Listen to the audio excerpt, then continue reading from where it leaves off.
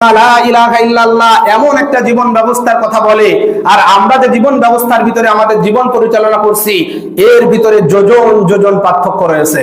আমরা যে কালিমা লা ইলাহা ইল্লাল্লাহ গ্রহণের কথা আমাদেরকে সতর্ককারীরা বলছে, এবং আমরা যে জীবন ব্যবস্থার উপরে আসি এই জীবন ব্যবস্থা আর ওই জীবন ব্যবস্থা একেবারেই ভিন্ন। আমরা যে জীবন ব্যবস্থায় আসি আমাদের বিবেক বুদ্ধি যা বলছে সেটাই সত্য, আমরা সেটা গ্রহণ করছি।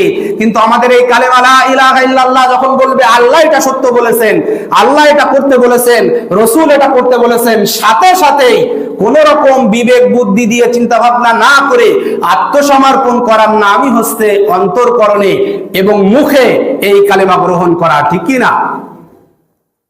কোন রকম যুক্তি তর্ক আসবে না। যখনই শরিয়ার কোনো কথা আসবে যে এটা ইসলামী শরিয়া বলেছে, এটা আল্লাহ বলেছে, ক্বাল আল্লাহ ক্বাল রাসূলুল্লাহ, তখন কোন রকম যুক্তি বিবেক বুদ্ধি দিয়ে ওটাকে যাচাই বাছাই করা যাবে?